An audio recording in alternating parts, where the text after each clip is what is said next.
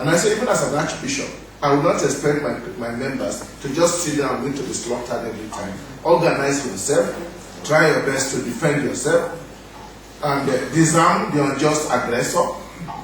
That is that's a basic ethical principle in Catholic moral theology. You should disarm the unjust aggressor. You can never do that by removing the gun from his hand if he allows you. But if he doesn't, before he shoots you, you can help him out.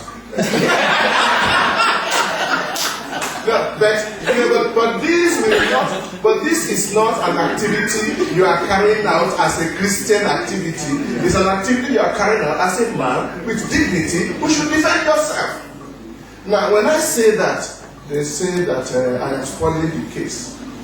But that's simply because I believe it is very difficult to mobilize for military violence against Muslims on the basis of my Christian religious principles. Whereas it's not too difficult for a group of Muslims to do that type of thing on the basis of their own Islamic measures. So when we enter that game, we are already from the word go at a disadvantage.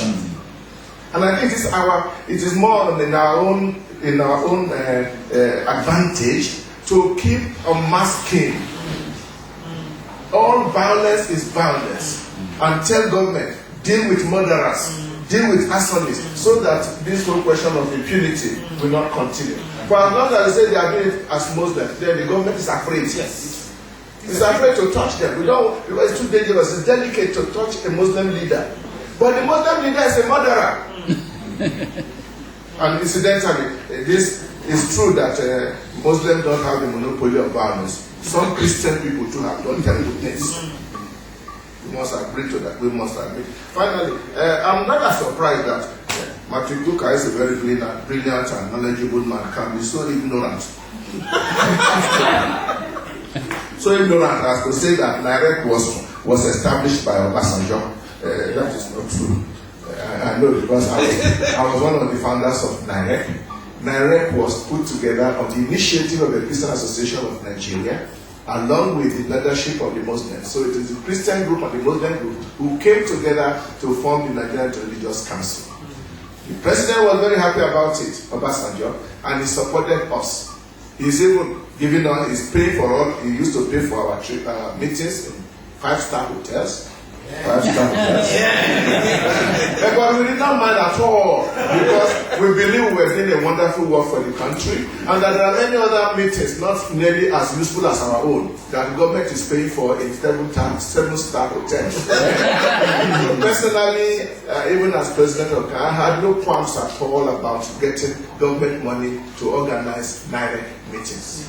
So, and also, therefore, the decision to be going around the country was taken by us, not as if government told us to start going around. I'm surprised also you don't know that from the very beginning we had a woman on our Catholic delegation. And then the ECOWAS brought a woman a little bit later. It was only then that the Muslims there brought 2 women into the delegation, 25. And I think we need to write a good article or a pamphlet on NIREC. Because if Father Kukah doesn't know, then it means most Nigerians don't know about this. But also because we know that once these things are set up by government, they cannot be effective. Once they are instruments, government parastatals, they won't work well. And I then say, what's happening in Plateau? That's one of the real problems. That your outfit there was set up by government. And because of that, if you oppose government, you will not accept what they say. But NIREC continues to jealously guard its independence of government. Both between, at least as far as we know now, between me and this Sultan. But apart from that, this 90% you pass, this 10%, but correct it, please. Thank you very much, Father Kukah. The Nigeria is very big.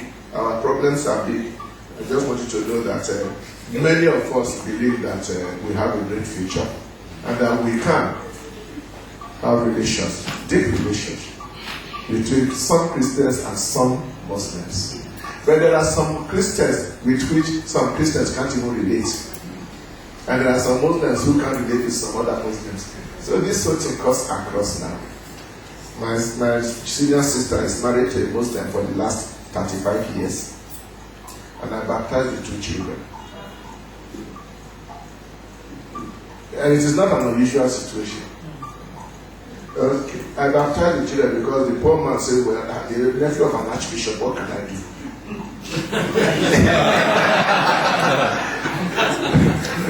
Thank you very much. We now go to the next country.